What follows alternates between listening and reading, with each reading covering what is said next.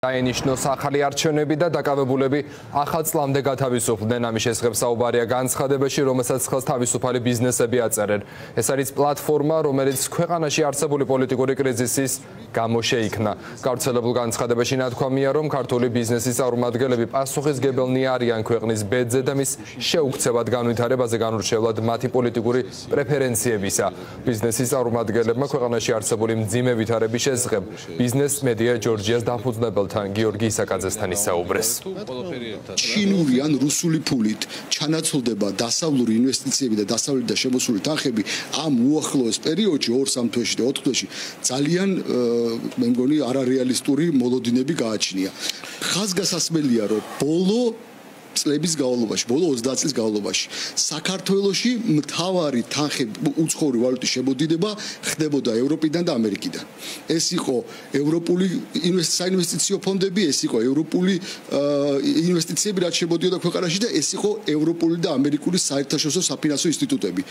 ევროპის განვითარების ბანკი, მსოფლიო ბანკი თუ სხვა ასეთი ინსტიტუტები და ეს ფული მოაკლდება დღეს ქვეყანას. ამ ფულის ჩამნაცვლებელი ვერ იქნება ვერც ჩინური ფული და ვერც რუსული ფული. შესაბამისად კოლაფსი გადაუვალია უახლოესი 3-4 თვის განმავლობაში თუ ძალიან ქმედითი დაბიჯები არ იქნება გადადგმული. თანამედროვე ბიზნესი ვერ იქნება იზოლირებული ქვეყნის შიგნით და რაღაცა შიდა ოპერაციებზე ვერ იქნება დამოკიდებული, იმიტომ რომ ნებისმიერი ბიზნესი, რომელიც საქართველოში ოპერირებს, დამოკიდებულია რაღაც ტიპის იმპორტზე, დამოკიდებულია სხვა გასაღების ბაზრებზე, დამოკიდებულია ინსტრუმენტებზე, რომლებიც არის საერთაშორისო ინსტრუმენტები და დამოკიდებული არის, რა თქმა უნდა, საერთაშორისო გადარიცხვებზე. რომელიც შეეზღუდა ბელარუსიას, შეეზღუდა რუსეთს და ეგრე შეეზღუდა საქართველოს. შემდეგ, რა ვიცი, ალბათ ბიზნესების 80% ერთ დღეში დასრულდება, იმიტომ რომ ვიცით, რამდენი არის იმპორტზე მიბმული, რამდენი არის სხვადასხვა უცხოურ ოპერაციებზე მიბმული. ჩვენ ვართ ასე რომ ვთქვათ, მომავლის ადამიანები, მომავლის ბიზნესები, ჩვენთვის არის ძალიან კრიტიკულად მნიშვნელოვანი ის საფრთხეები, რის წინაშეც დაუდექით, საფრთხეც აღარ ქვია უკვე პრინციპში ფაქტათაც შეგვიძლია მოვიხსენიოთ, მაგრამ მაინც ჯერჯერობით ესე განვაცხადოთ იმ საფრთხეების წინაშე, რომ ჩვენ პრაქტიკულად ხვალ ზეგ გადაგვეკეტება წვდომა იმ ქვეყნებთან და კომუნიკაციის საშუალება, რომლებმაც პრაქტიკულად წარმოშვეს ინფორმაციულ ტექნოლოგიებში გიგანტები და დღემდე ოპერირებენ ამ ქვეყნებიდან. ხო, ეს ევროპის ქვეყნები იქნება, თუ ეს ამერიკა იქნება, ეს არის ჩვენთვის განსაკუთრებით მტკივნეული. როგორ უნდა განვითარდეთ, მით უმეტეს რომ საქართველოში IT სფერო ჯერჯერობით კიდევ არ არის იმ ასე რომ ვთქვათ დონეზე, რა დონეზე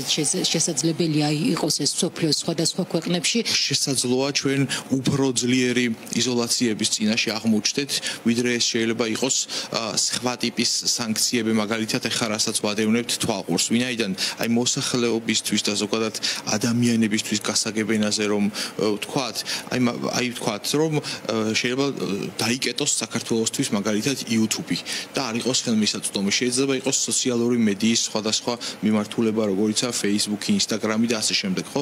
ანუ ჯერჯერობით ამაზე საუბარი არ მიმდინარეობს, მაგრამ რისკი არის ძალიან რეალური იმ შემთხვევაში, თუ ჩვენ მოვხვდებით პოლიტიკური იზოლაციის ველში. შესაბამისად, ეს გავლენას მოახდენს არა მარტო IT სექტორზე, მთლიანად მთელი სავაჭრო სისტემები, გადახდის სისტემები, სხვა ტიპის სისტემები, რომელზეც ჩვენ ძალიან ვართ დამოკიდებული. ეს ის არის, რაც აკლია ამ ხელისუფლებას, აკლია თავიდანვე ხელისუფლებას, აკლია საზოგადოებასთან სწორი გამართული ურთიერთობა. დღეს არის ძალიან მწვავე კრიზისი. აი ხათ უნდა მაგნიშნო, ხო, კრიზისზე გარდამავალია, გარდატეხა მართლა ძველბერძნულად თვითონ სიტყვა მაგას ნიშნავდა გამოიყენებოდა დაავადებასთან მიმართებაში. როცა დაავადება ამწვავდებოდა, ამ პირიქით მცირდებოდა და დღეს რეალურად ეს არის ფაქტობრივად სიმსივნის კერა. მეტაფორებით რო ვლაპარაკოთ, რომელსაც ხანდახან ებრძვიან ქიმიოთერაპიით, კი.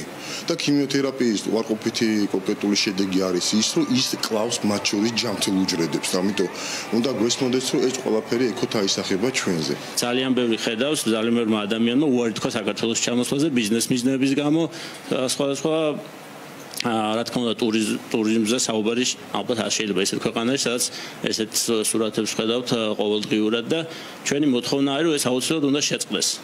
ბიზნესის მოთხოვნა ეს არის, რომ ეს უნდა შეწყდეს და რა თქმა უნდა პასუხისმგებლობა მთავრობაზე არის, იმიტომ რომ ისინი წარმოადგენენ მთავრობას და მათ უნდა გადადგან ნაბიჯები იმასთან მიმართებით, რომ ეს შეწყდეს.